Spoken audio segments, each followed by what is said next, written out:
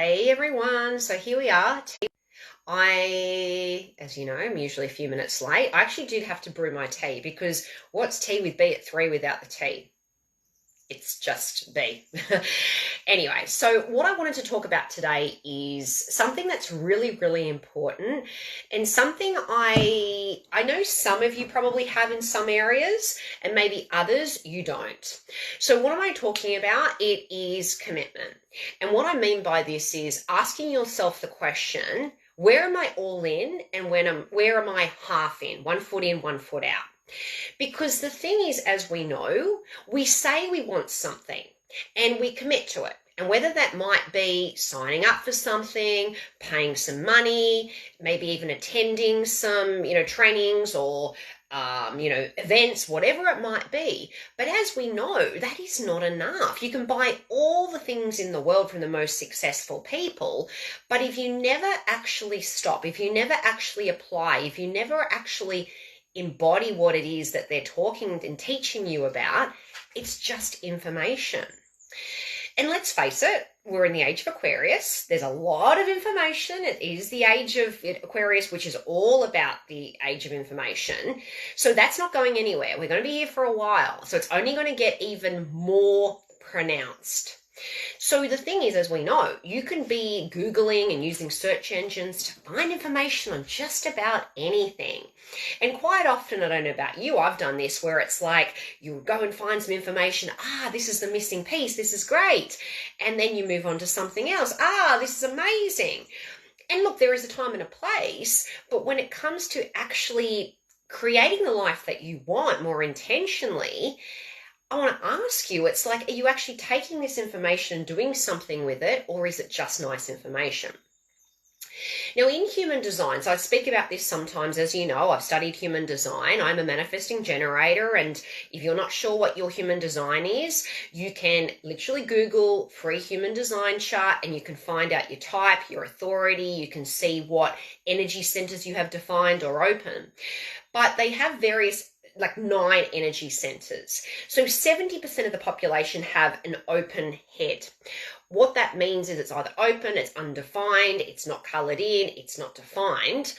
So when you have an open head, you have this openness. You're essentially like a sponge, taking everything in, amplifying it, getting overly stimulated. And as they say, it's almost like you're answering everybody else's question. So it's important that you're mindful of what you are consuming. And so that includes things like social media. It includes, Netflix, TV, radio, magazines, newspapers, blogs, all the things.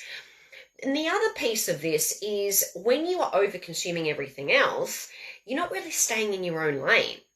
And you're not really open to receiving higher wisdom. You're not really open to receiving any of that because you're so bombarded with so much other information and so much overly stimulation from everything else. So when you're in everyone else's lane, the other thing with this is you're giving your energy away. You're giving your power away. People can feel that. But also, this is what's more likely to breed comparisonitis. So where you start comparing yourself to other people. And as we know, that can breed frustration and jealousy and resentment and all those kind of lower vibratory states, which when you're at that level of consciousness, when you're resonating at that, guess what? That's where you're an energetic match for. That's what you're going to receive more of, more experiences where you're going to start feeling the jealousy and the frustration and the resentment and all those kind of things. So the thing with commitment is it is linked to staying power, okay? So the thing with staying power, as we know, it's easy to, as I said when I first started talking, I'm committed, I'll buy it, and then that's it. But the thing with staying power is it's like, for instance, just say you want to be in a relationship. You don't go on one date and, hey, the date's not great, so you just throw in the towel and that's it. Or the other scenario that could play out is you go on a date, it's great, you maybe go on a few dates with that person, but then you start seeing other people on the side because you want to keep your options open just in case something goes wrong with that first person. So it's like, as they say, if you have plan B, it necessitates, it almost, you need, Sam, hey, how are you? I'm in a different group. If you have a plan B, you're going to need the plan B, meaning on some level, you don't fully believe that plan A will work. So we're just talking about commitment here. I was just talking about staying power and seeing something through to the distance, longevity with it. So I was just saying, about going on one date, it's not great, so you throw in the towel, or, you're dating someone but seeing all these other people on the side in case that first date doesn't materialize. It's that plan B where you're going to need the plan B because on some level you don't really fully believe in plan A working. So you're hedging your bets, you've got that plan B there. It's not full commitment. That's half in, half-heartedness.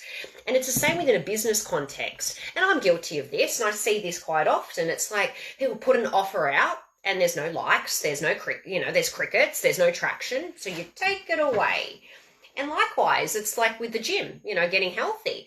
You don't go to the gym a few times and say, you know what, that was a little bit too hard for me, so I'm not going to go there again. You got to commit. You got to go all in. You got to stay the distance. You got to be prepared to do the work and what it takes to get to where you want to get to. It's like, as we said with that love example, if you really want that soulmate love, it will invariably, maybe not always, but most of the cases, you're going to have to go on multiple dates with different guys or different girls. Same with an offer. You've got to persist with selling it right up to the deadline or even beyond if applicable, because, and there's various reasons for this, but as they say, people often like to see something maybe 5 to 7 times before they buy it. You can't quit 5 minutes before the miracle shows up. But also, even from a leadership perspective, people want a leader that is committed. They don't want someone that's kind of shaky and, half in, half out, because there's no trust factor there. Because how can you trust if someone is only half in? Because, if I commit, are they going to still see it through? Are they going to commit to the end of it? Or are they going to pull out? Because, hey, I've seen that where they only are half in and they only half commit to an offer or whatever it might be. So you can see for various reasons, there is so much power in commitment. And it's interesting, I often speak about, human design and gene keys. And with Gene Keys, you can go once again and do the Gene Keys free profile on Google, and you can find your free profile. And with the Gene Keys, it looks at, it's got your relationship zone, it's got your life purpose genius zone, and it also has your money prosperity sequence. And with that, there's various Gene Keys that you will read and see what each of the spheres are. And there's 64 different gates. And as you look and reflect and contemplate your gate, it's like it starts to unlock something in your DNA. It's quite powerful. So one of them for me is my evolution sphere, which we all have an evolution sphere. For me, it is actually, the gift level is commitment. So it is placed in a part of my sequence in my life purpose, my life genius, which is like a default pattern, if you will. And what that means is when I'm out of alignment, when I'm not a vibrational resonance, when I'm, in a low state, I can default into this really easy, and I can attest to this. But the gift is commitment, and the shadow side of it is half-heartedness. And the thing with that is, I'm going to ask you a series of questions, and I want you to even maybe journal on this because it really is quite insightful, quite eye-opening. But I want you to really think about various areas of your life. The first one is, I want you to ask yourself, where am I half in? And the second part to that is why. Why are you only half in? And as I said, it could be in the area of love or a relationship. I mean, it might even be with your partner. You might on some level be well, you know what? I'm only half in because I'm kind of feeling like, as we've grown and evolved, we're not on the same page here. So I'm really not thinking it's going to go the distance. So I'm just going to start having these other plans. Or it could be, for instance, you really want to have this thriving business, but you're only half in. So you've been looking at all these other jobs and other options because you really believe in what other people are saying, that, you know what, economic climate's not great. So I'm just going to have these other things lined up just in case. Which, as I said earlier, if you have a plan B, you're going to need that plan B because you're giving that energy. You've given it energy. The second question is my current desires. So think about what it is that you're desiring to create. What is the design you're desiring to bring in? This could be in any area: health, love, finances, business, relationships, career. With these current desires, hand on heart, am I 100% committed to them? And the second part to that is, if not, why? And then the third question for you to ponder and reflect and journal on is, why do I want these desires to come to fruition? Like, why is it important to me? And the thing with this is, it's really quite important for us to keep reminding ourselves why we have these desires in our heart and why it is important to us. Because when you're tired, when you're flat, when you're emotional, when you're hormonal, all the reasons, if you keep coming back to why you have this desire, why it's important to you, whether it's for your family, whether it's because, you've always wanted to achieve this level of success or level of impact or level of income, maybe it's you've overcome something and so it's on your heart to really help others also overcome it.